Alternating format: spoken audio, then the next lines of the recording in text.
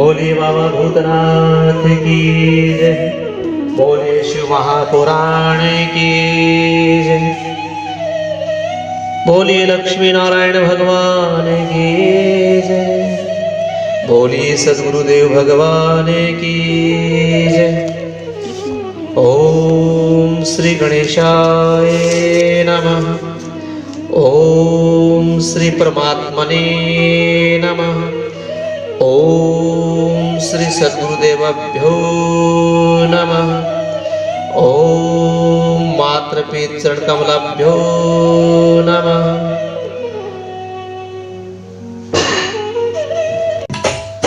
बोलिए शंकर भगवान की जय।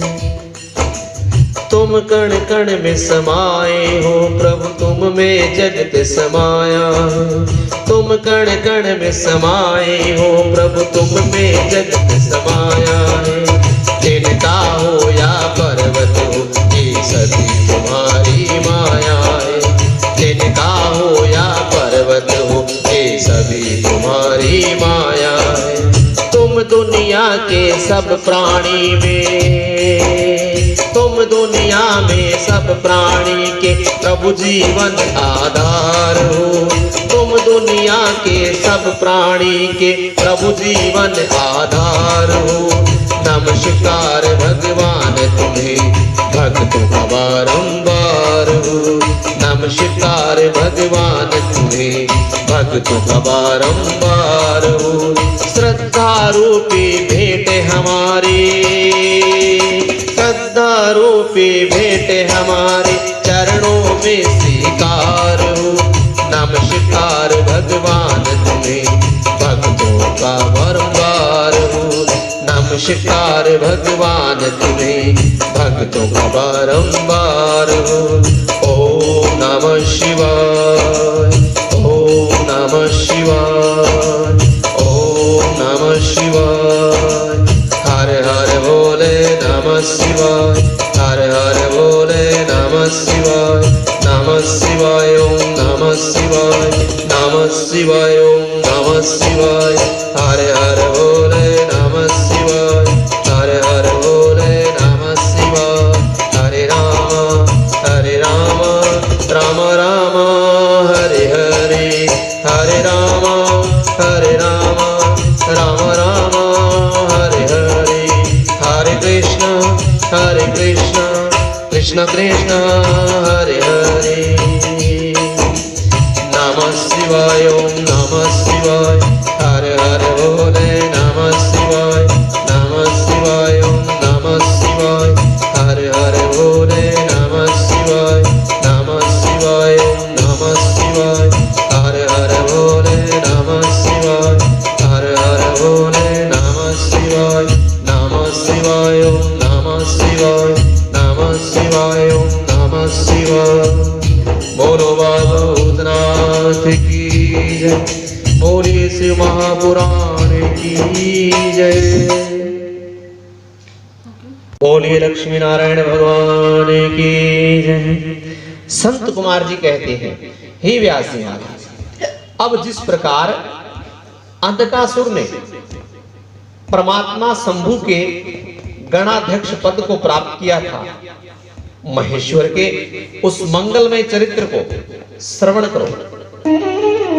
हे मुनीश्वर, अंधकासुर ने पहले शिव जी के साथ बड़ा घोर संग्राम किया था, परंतु पीछे बारंबार सात्विक भाव के कारण उसने शंभु को प्रसन्न भी कर लिया, क्योंकि नाना प्रकार की लीलाएं करने वाले भगवान शंभु शरणागत रक्षक तथा परम भक्त वत्सल भी है। उनका महात्म्य परम अद्भुत है। व्यास जी महाराज ने पूछा कि हे ऐश्वर्यशाली मुनीश्वर सनत कुमार जी, वह अंधक कौन था और भूतल पर किस वीर्यवान के कुल में उत्पन्न हुआ था? दैत्यों में प्रधान तथा महामनस्वी उस बलवान अंधक का स्वरूप कैसा था और वह किसका पुत्र था? उसने परम तेजस्वी शंभु की गणाध्यक्षता को कैसे प्राप्त किया? यह अंधक गणेश्वर हो गया तब तो वह बहुत ही परम धन्यवाद का पात्र है। ये कथा सुनाए महाराज। सनत कुमार जी ने कहा कि हे व्यास जी महाराज, पूर्व काल की बात है, एक समय भक्तों पर कृपा करने वाले तथा देवताओं के चक्रवर्ती सम्राट भगवान शंकर को विहार करने की इच्छा हुई। तब वे पार्वती और गणेश के साथ ले जाकर के निवास भूत कैलाश पर्वत से चल करके काशीपुरी में गए। वहां उन्होंने उस पुरी को अपनी राजधानी बनाया और भैरव नामक वीर को उसका रक्षक नियुक्त किया। फिर पार्वती जी के साथ रहते हुए वे भक्तजनों को सुख प्रदान करते हुए अनेक प्रकार की वहां पर लीला करने लगे।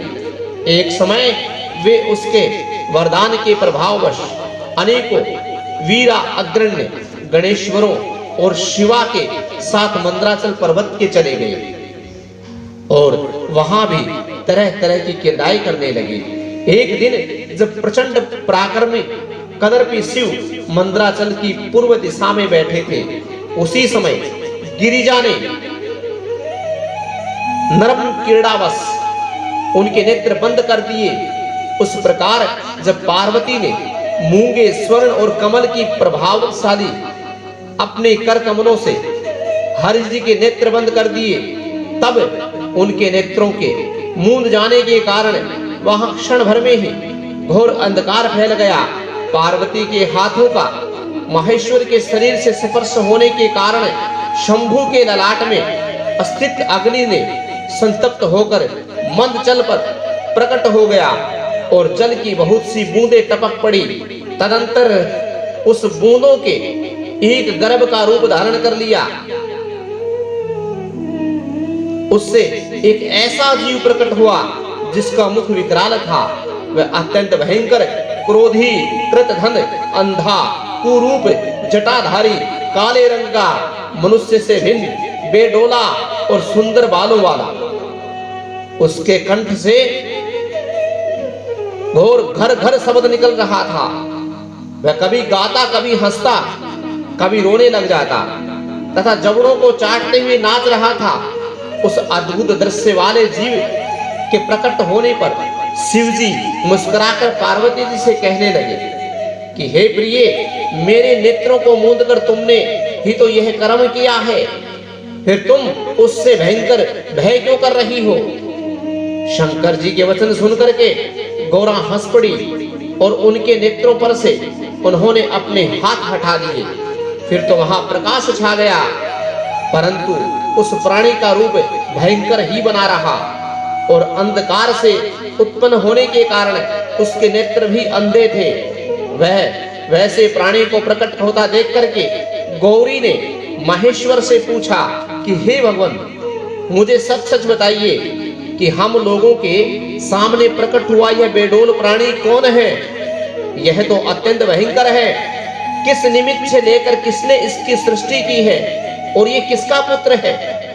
सनत कुमार जी कहते हैं, हे महर्षि, जब लीला रचाने वाली तथा तीनों लोगों को जननी गौरा देवी ने सृष्टिकर्ता की उस अंधी सृष्टि के विषय में ये प्रसन्न किया, तब लीला विहारी भगवान शंकर अपनी प्रिया के उस वचन को सुनकर के कुछ मुस्कुराए, फिर कहने लगे,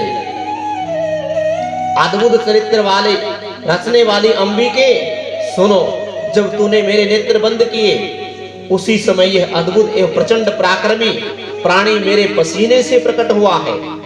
इसका नाम अंधक है। तुम ही इसको उत्पन्न करने वाली हो, अतः सखियों सहित तुम्हें करुणा पूर्वक इसकी गणों में यथा योग्य रक्षा करते रहना चाहिए।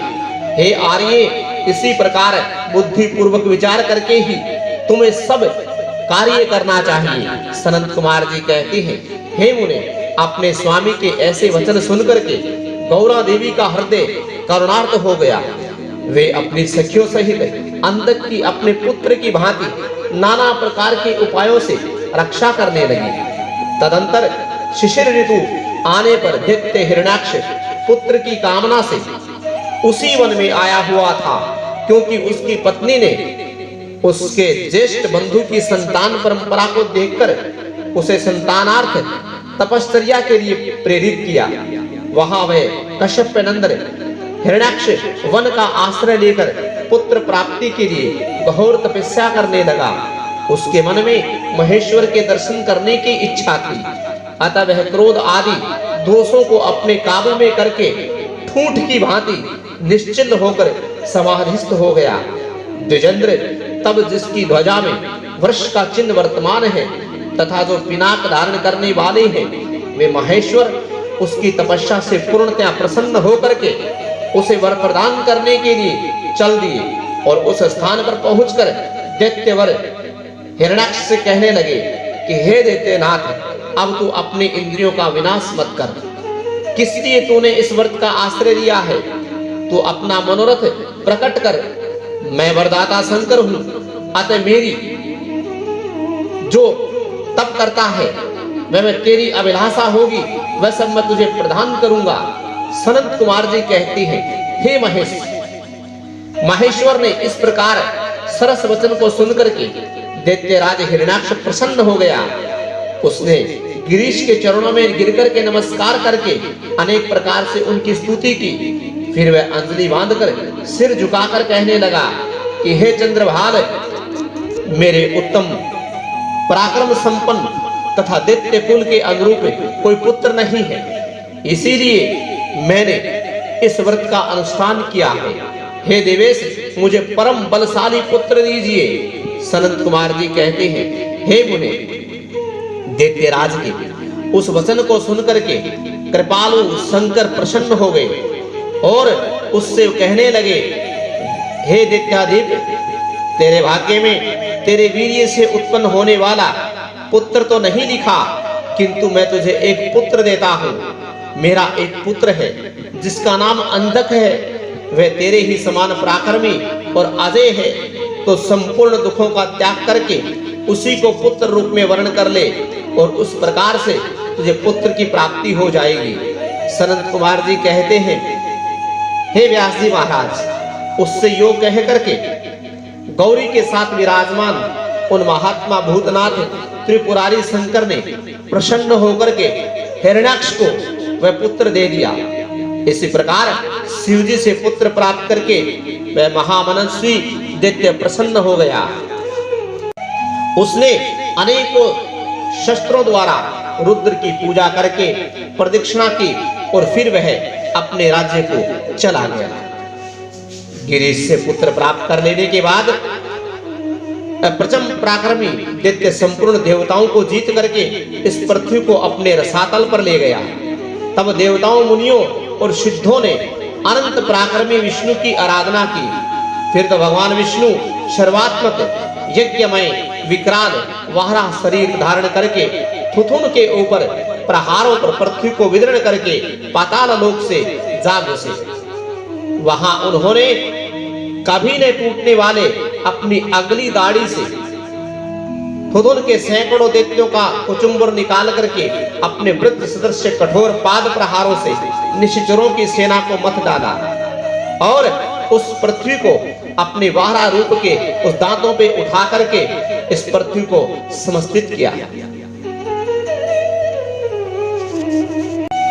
और भगवान विष्णु ने वाहरा रूप के द्वारा पृथ्वी को लाद करके और जब स्थापित की तो हिरण्याक्ष को बड़ा क्रोध हुआ और भगवान ने एक मुष्टि का प्रहार करके हिरण्याक्ष को वध कर दिया।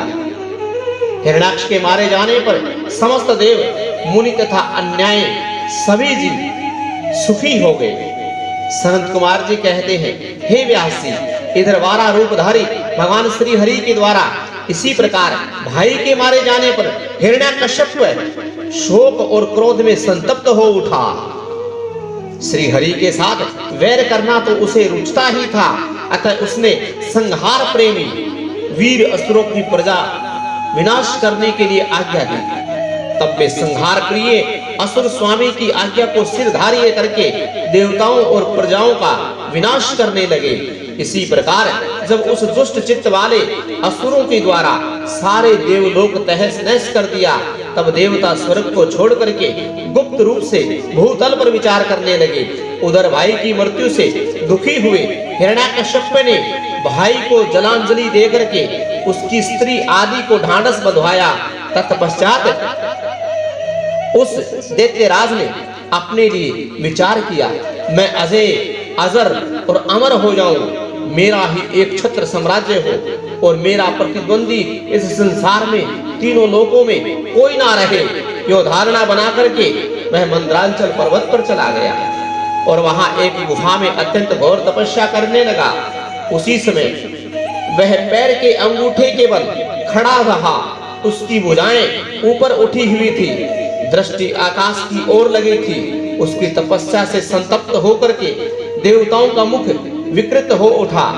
वे स्वर्ग को छोड़ करके ब्रह्मलोक में जा पहुंचे और उन्होंने ब्रह्मा से अपना सारा दुखड़ा कह सुनाया। व्यास जी महाराज उन देवताओं के इस प्रकार कहने पर स्वयं भूब्रह्मा, भृगु, दक्ष आदि के साथ उस दैत्येश्वर के आश्रम पर गए। तब जिसने अपने तप से संपूर्ण लोगों को संतप्त कर दिया था, उस हिरण्याकश्यप ने वर देने के लिए आए हुए पद्म योनि ब्रह्मा को अपने सामने उपस्थित देख करके उधर पितामह ने भी उससे कहा कि वर मांगो। तब जिसकी बुद्धि मोहित नहीं हुई थी, वह असुर ने विधाता की उस मधुर वाणी को सुन करके इस प्रकार से कहा, हे ऐश्वर्यशाली प्रजापति पितामह, मैं चाहता हूँ स्वर्ग में, भूतल पर, दिन में, रात में, ऊपर नीचे कहीं भी शस्त्र, अस्त्र, पास, वज्र, शुष्क, वृक्ष, पर्वत, जल, अग्नि के रूप में शत्रु के प्रहार से, देवता से, दैत्य से, मुनि से, सिद्ध से, किंबहुना से आप द्वारा रचे हुए जीवों के हाथों मुझे कभी भी मृत्यु का भय ना हो। संत कुमार जी कहते हैं, हे व्यास जी महाराज, हिरण्याकश्यप के वैसे वचन सुन करके पद्म योनि ब्रह्मा जी के मन में दया का भाव जागृत हो उठा। उन्होंने मन ही मन विष्णु को प्रणाम करके उनसे कहा, हे दैत्येंद्र, मैं तुझ पर प्रसन्न हूं, अतः मुझे सारी वस्तुएं प्राप्त होगी, तुझे सारी वस्तुएं प्राप्त होगी। तूने 96,000 वर्षों तक तप किया है, अब तेरी कामना पूर्ण हो चुकी है, अतः तप से विरक्त होकर उठ जा और दानवों के राज्य का उपभोग कर। ब्रह्मा की वाणी सुनकर के हिरण्याकश्यप का मुख प्रसन्नता से खिल उठा। उस प्रकार जब पितामह ने उसे दानव राज्य पर अभिषिक्त कर दिया, तब वह उन्मत्त हो उठा और त्रिलोकी को नष्ट करने का विचार करने लगा। फिर तो उसने संपूर्ण धर्मों का उच्छेद करके संग्राम में समस्त देवताओं को जीत लिया। तब देवता भाग करके विष्णु के पास पहुंचे और वहां श्री हरि नारायण ने देवताओं और मुनियों को भी दुख गाथा सुनाकर उन्हें आश्वासन दिया और शीघ्र ही उस दैत्य का वध करने का वचन दिया। तब देवता अपने स्थान को लौट आए। तदंतर महात्मा विष्णु ने ऐसा रूप धारण किया जो आधा सिंह का, आधा मनुष्य का, वह अत्यंत भयंकर तथा विकराल दिख रहा था।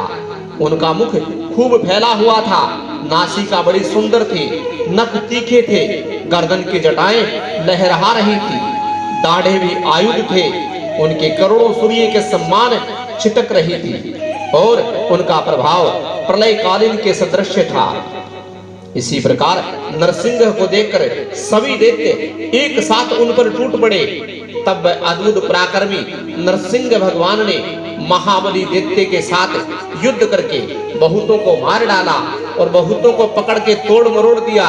फिर वे उस नगर में घूमने लगे।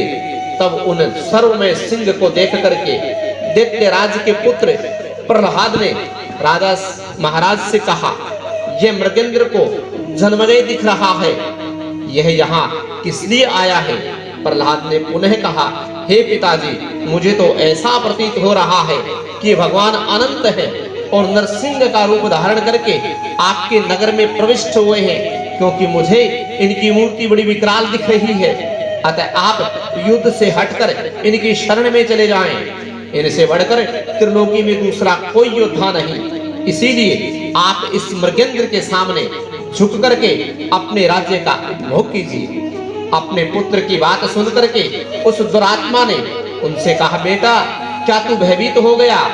अपने पुत्र से यो कह करके दैत्यों के अधिपति राजा हिरण्यकश्यप ने महाबली दैत्यों को आज्ञा देते हुए कहा कि हे वीरों, तुम लोग इस बुड़ौल बेडोल भ्रकुटी और नेत्र वाले सिंह को पकड़ लो।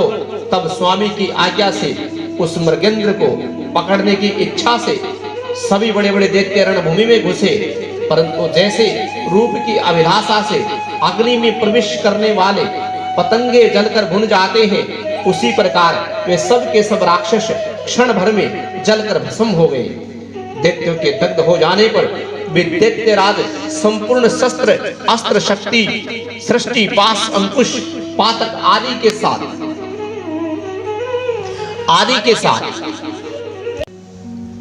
और इस प्रकार बहुत काल तक दोनों का युद्ध हुआ। अनंत में उन नरसिंह भगवान ने वज्र के समान कठोर अपनी अनेकों भुजाओं से उस दैत्य को पकड़ लिया और उसे अपने जांघों पर लिटा करके दानवों के मर्म को विदर्ण करने वाले नखा अंकुरों से उसकी छाती को चीर डाली और खून से लथपथ हुए उसके हृदय मल को निकाल लिया। फिर तो उसी क्षण उसके प्राण पखेरु उड़ गए। तब भगवान नरसिंह ने बारंबार आघात करके जिसके सारे अंग चूर चूर कर दिए, उसी समय काष्ठभूत दैत्य को छोड़ दिया। उसी समय उस देव शत्रु के मारे जाने पर बड़ी प्रसन्नता हुई। इसी अवसर पर प्रहलाद ने आकर के उनके चरणों में सिर झुकाया।